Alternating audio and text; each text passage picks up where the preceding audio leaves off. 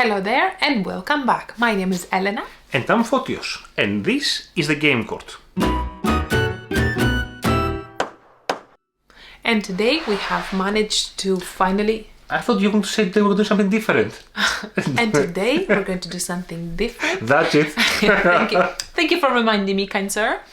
And today we're going to do something different, and it has to do with actually you and all your responses from our little short video when we actually requested as many as possible of you guys to send us little short videos of your favorite ultimate favorite game of all times. And more than a dozen of you have replied to our request, so have made this compilation video that basically presents your videos by you. Hey everybody, this is Tom over at A Board Gamer. Today I want to share with you my favorite game of 2023, which is Iki. Iki is a 2 to 4 player game for ages 14 and up, with an average gameplay length of 60 to 90 minutes, published by Sorry We Are French. Iki is played over a course of a year and has you circling around a busy market street. Each month you will be hiring different artisans to increase their experience, by both you and your opponents using their shop stalls until they can retire. The artisans, as well as the items that can be purchased, will change each season.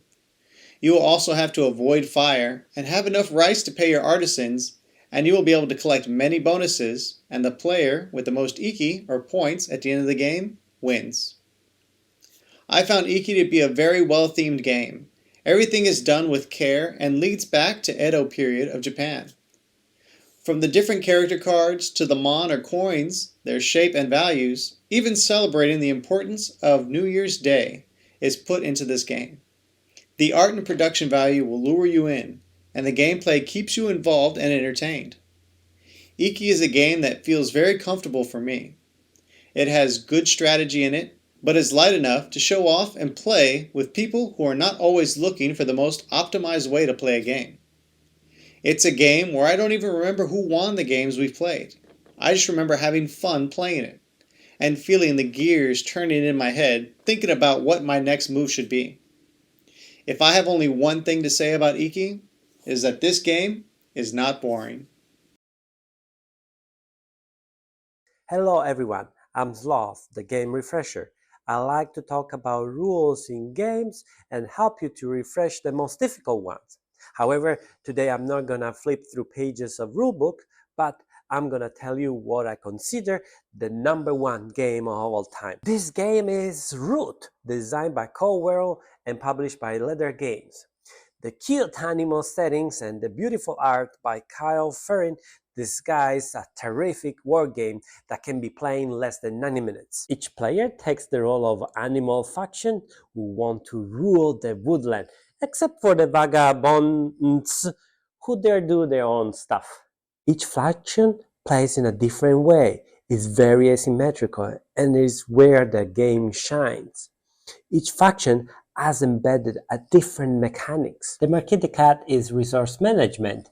Basically, they produce stuff to spend resources to build more stuff and get victory points. The Year Dynasty is programming. The Woodland Alliance is engine building. Sort of. And the newest faction have such a unique mechanics that I found difficult to label. I consider Root a masterpiece because of the intricate combination of mechanics and yet well balanced and blended together. What is even more fascinating is that each faction uses the same deck of cards to develop their own way of playing the game. Just of deck of cards is the common thread for all these amazing animals. It is a war game, but also a racing game, meaning players, by battling each other, race to 30 points. The first reaching 30 points is the winner. It is true that players are best of 4. However, with experienced player, a game with 5 or 6 can be epic.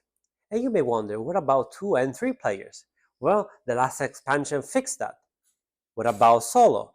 They got you covered. They already have released so many bots ready to challenge you. Root is a 360 fine work of art, item to all gaming in general. No matter how many people you are, 1, 2, 3, or 6, it is there to serve you the best possible experience. Root is my #1 game of all times.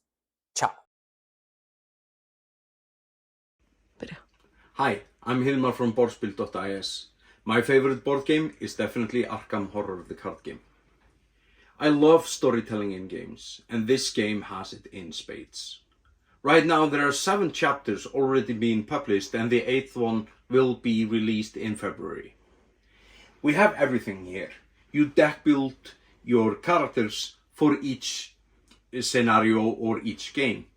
You have 5 character classes, you have 6 to 7 characters per character class. So your variety is almost endless. You can start in a house, and the next scenario will be a full town. And then you go into a forest. You might be in a train, or travel to the South Pole, or even travel the world and meet me in Iceland. There is everything in this game, just is mind-blowing, and they keep coming up with content to keep the game really much alive.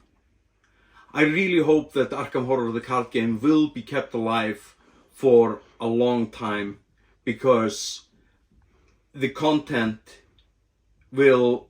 Well, I have enough content for my whole life, but I still want more.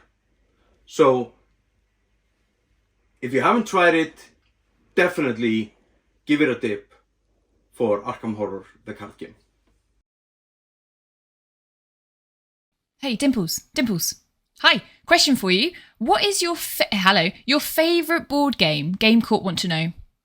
Wait, I only get to pick one? It's like asking me to choose my favourite child, but harder. I mean, there's no which one I'm going to say. Gutenberg did say just one, right? Can someone check? Was it just one? Just Verbinda? Really? Just one? Ball. Only kidding. I know which one I'm going to pick. My name is Emma from Dungeons and Dimples. I'm a variety streamer, and I like to stream video games, board games, and even the occasional tabletop RPG. Now, the game I've chosen to talk to you about today is my favourite game of all time, and that is Caverna, the Cave Farmers. If you've never played Caverna before, it's a 1 to 7 person game that includes resource management and worker placement, 2 of my favourite board game mechanics. And if I had to describe it in one sentence, it would be cave-dwelling dwarf farmers. You're exploring your cave, you're digging it out to build new rooms, such as the Cuddle Room. Cuddle Room. Room for as many sheep as you have dwarfs. I'm gonna get one of those. And then you are clearing your pastures and growing crops outside to sustain your family and your farm. The thing I love about Caverna is that there's so many different ways to win.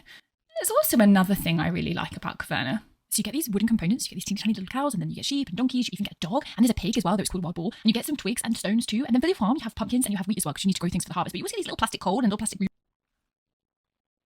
Anyway, and there we have it, my favourite board game of all time. It's one that I get out onto the table as often as I can, and I'm still learning the expansion, because it's not often I get an opportunity to play with people who've played the base game before and are ready to try something new.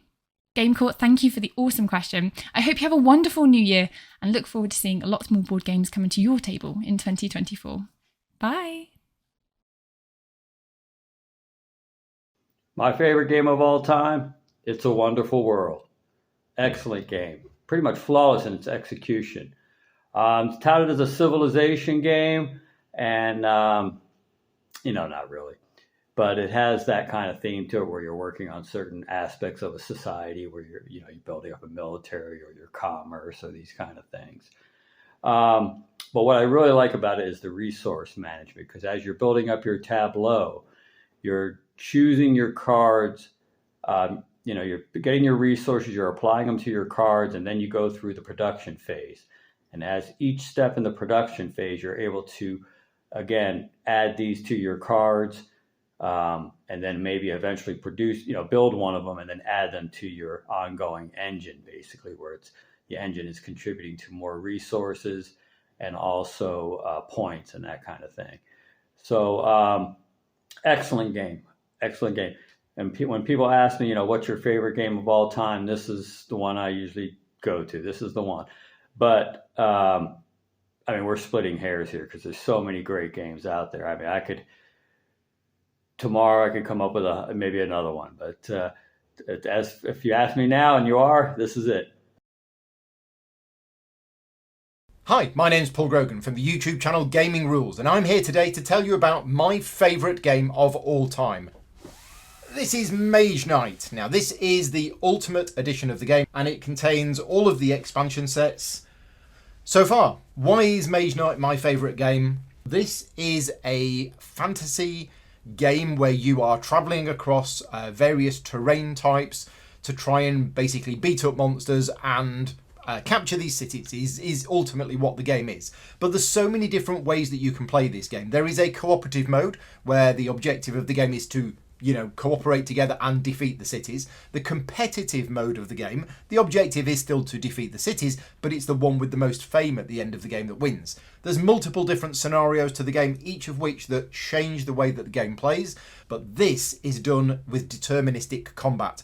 And this is the big thing about the game, which is what puts it very, very high up on my list, but also means that there's a lot of people who absolutely hate this game. The combat in this game is deterministic. It is a card-driven game. You have a deck of cards. It's a small deck of cards. You can add to that as you level up and you add more cards into your deck.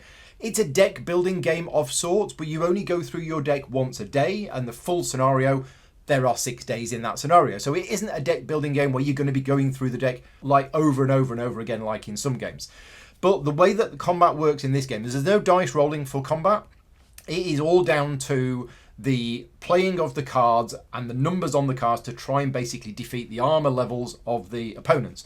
Now, for some people, like myself, that is absolutely fantastic. And that is what this genre of games needed, because for years and years and years, all of the games in that genre were all very much dice for combat and randomness and things like that.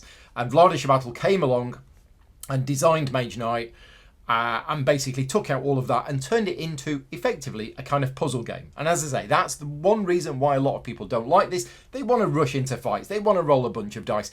This is the thinking person's game. You need to correctly plan. You need to really have an idea of how you're going to do this and then play the right cards at the right time in order to be able to do it.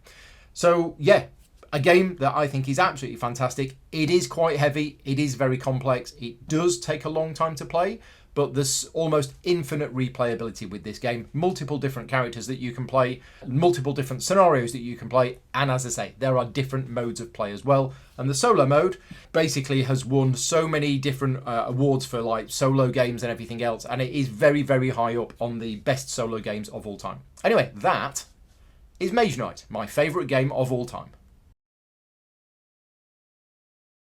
Hey everyone, my name is Kelfecil and I'm here to talk to you about my favorite board game of all time. So first of all, a huge thank you to the lovely Game Court for having us viewers participate in their video and talking about our favorite games. The Game Court is awesome and it is an absolute pleasure and an honor for me to be able to do this. So thank you for having me in this video. So my favorite game of all time is Ice by This Way Games. In Ice, you take the roles of archaeology guilds that lead their search teams into frozen wastelands where they try to dig up ancient artifacts. So the game plays with up to 5 players, it has a solo mode, it lasts about 120 minutes and actually is quite consistent in that regard as well. And last but not least, it is about medium weight in terms of complexity. The game plays in rounds with players being able to spend up to 2 activation points to do all sorts of things such as move around the board, activate special powers, excavate, and a few other things. The most important part of the game is, of course, the digging part, where you get to remove parts of the board and in the process reveal all sorts of things. At the start of each round, there's also a new event that changes things up a little bit and gives everyone a small boost. Your goal is to dig up artifacts of various colors so that you can fulfill various objectives that give you points. Those can be public objectives, which are basically the decrees, and they can also be personal ones, which are basically requests. Last but not least, there is also a legacy element of the game, and that it comes in with the edifice tiles, which are in the bottom layer of the board. Once one of those tiles has been revealed, the game ends, and depending what is on it, the next game will have a slightly different rule set. Now, why do I love this game? Well, quite a few reasons actually. I believe it is one of those games that has managed to marry the theme and the mechanics in the absolute best way possible. The feeling of excavating tiles has not gotten old, even though we have played this with my group a gazillion times over. The fact that other players' meeples count as archaeologists, for example, when you're excavating, and they actually contribute to the excavation action you are taking, makes it even more intuitive, and it allows for some very tricky and powerful turns. Another thing that I absolutely love is the activation points mechanic, which allows for a very free-form type of play, with each player being able to play their own game in whatever way they wish. The world that the game takes place in is actually quite mysterious and cool as well. Last but not least, the legacy element feels so nicely tied to the rest of the game. The only thing that I don't like about the game is that it is very hard to find, since it was a one-off Kickstarter that the developers even admitted they went a bit too far with deluxifying the game and how it came out basically components-wise. But nonetheless, it is a fantastic game that I would say definitely keep an eye out for it, especially if any of the things that I mentioned in this review caught your attention. So there you have it, as Photios would say, this was Ice. Once again, a huge thank you to the awesome Game Court, and I wish everyone a fantastic new year. Bye bye!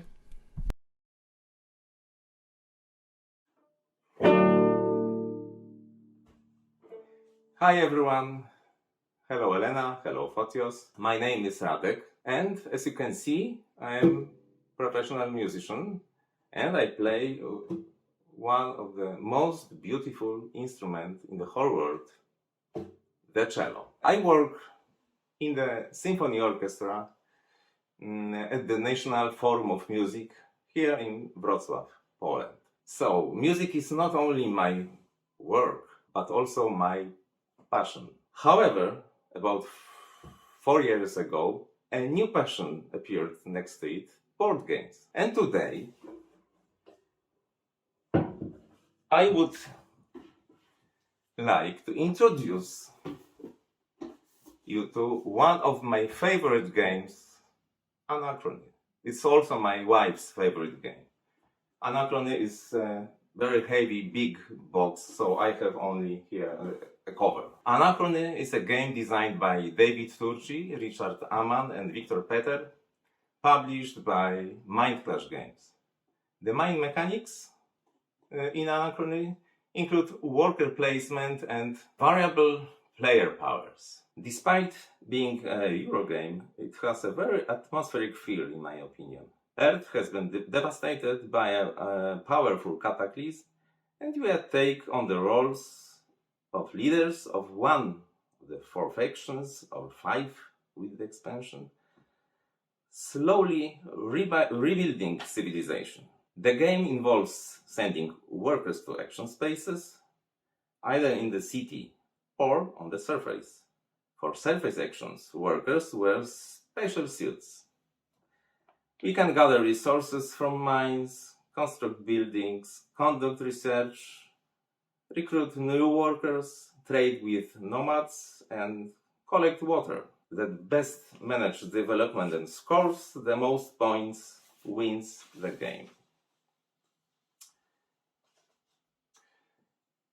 Anachrony was my first encounter with Mindclash Games, and it was a love at first sight. The quality of production is outstanding. Wonderful, really wonderful metal resource cubes, resin components, brilliant miniatures, or you can say figurines. I like it very much. Even though the gameplay is quite lengthy and brain intensive, we really love sitting down to play it. So that is all. Thank you once again. Thank you, Elena and Photios, for inviting me to your channel and allowing me to say a few words. So thank you and cheers. Hello all, Craig here from Economic Board Games. So, my favourite board game of all time. It's a tricky one, with there being so many great games, but the one that stands slightly above the rest for me is a game called Imperial 2030. What a masterpiece. So I'm an investor buying bonds in countries. If I have the majority, I get to act as government for that nation. Am I going to build factories, produce, move my military might, tax, invest as I carefully utilise that rondel? There's area influence, stockholding and investment in this one. Now this game brings a special interactive vibe to the table as you jostle for geopolitical dominance.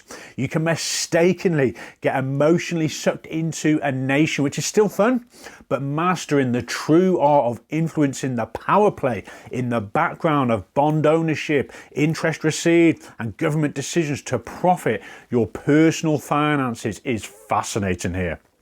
It's always a pleasure to watch the global story unfold, revealing at the end who the true manipulator really was. Now it can get overlooked due to its war game type look, but don't be fooled. This is as economic as they come. A true gem and top of the list for me. Enjoy. Hi, my name's Apryl and I am a member of the Disco Alpaca Game Society. And our best game is In the Footsteps of Darwin. In the Footsteps of Darwin, we're going to travel around the world discovering lots of new species, and we can choose from our row or our column of wherever the boat is. Depending on which species you choose, depends on how many spaces you can move the boat around the map. For example, if we take this one, because it's the second one across from the boat, we're going to move the boat 2 times. We then put the species on the board to match with the species on our player mat and to match the colour. We then take a random species from here and place it in to fill in the map for the next player. There's loads of different ways to gain points, either from the actual squares themselves, by completing goals, or if you complete a row or a column, you get to take an extra 5 points to place on your player mat. The reason why this is our best game is because although the alpacas get to play every week together and we play a variety of complex games, sometimes it's hard to find a game that is easy and just as fun for family and new friends getting into games as well. With this game, it's easy to get your head around, it's really unique, it's pretty, everyone loves animals, and it's a really good game to get out on the table for new players. It also comes with this beautiful appendix. And what comes in it is lots of information about Darwin's journeys and their species that he found, with a little bit of information about them as well. This is a really nice addition to an already beautiful and wonderful game. And that's why we love In the Footsteps of Darwin. Hi, my name is Åke Forslund. I'm part of the small indie board game company Frozen Maze Games. And my favorite game is The Princess of Florence. This is really old Euro. It's more than 20 years old. It's basically an auctioning and tile-laying game. In this game, you try to build a campus for artists and scholars, and you fill it with landscapes, with buildings, and you grant the residents certain rights. All in the quest to make your artists as happy as possible, so they create the most valuable works possible. And this game has 2 twists that make it really crunchy and interesting. Firstly, each turn, the required score for getting any point at all will increase. It starts low, and each turn it gets trickier and trickier to be able to complete works that give you enough points to actually score. And the second thing is the currency system.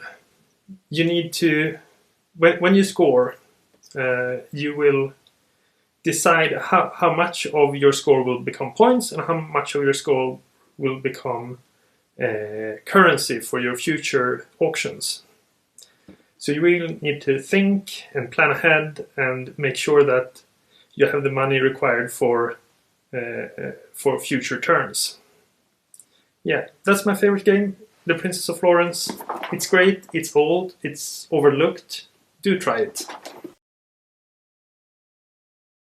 Hi, my name is Rick, and today I want to talk to you about my favorite board game of all time. That is Le Havre. As you know, in Le Havre, or as you may not know, in Le Havre is a game by Uwe Rosenberg.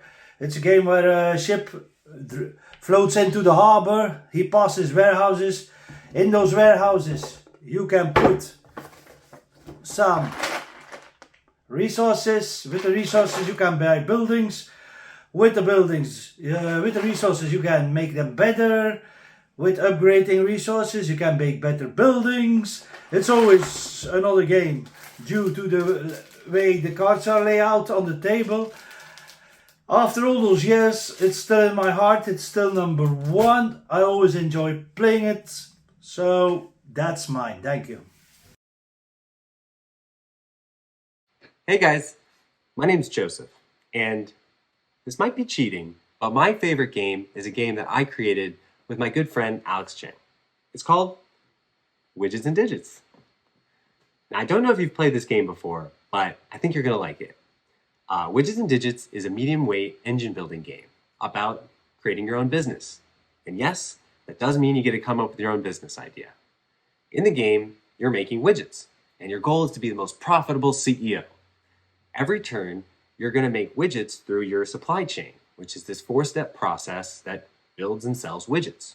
You're going to use the money to buy upgrades for your process and the resources and labor you need to support those upgrades. But what makes this game really interesting is the 2 marketplace mechanics that cause the prices of resources and labor to change depending on what your competitors are buying and selling. It makes it so the game is super dynamic. So your strategy has to depend on thinking about how you can efficiently grow your business, but also, what direction the market might be moving.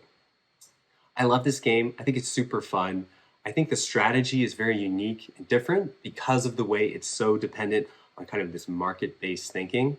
And what makes the game really cool is that all these decisions feel very real world. I constantly feel like a business owner having to balance, how much labor am I going to need? Should I be investing in capital, or are resources priced at a good point and maybe I should be buy them while they're cheap? And at the end of the day, it's just kind of a silly game. There's jokes on like all the cards and just the decisions you have to make. You find yourself laughing about them because they just sound so serious when they're just very lighthearted. I love this game, and I hope that maybe sometime in the new year, we might get a chance to play it together. Thanks. Have a good rest of your day.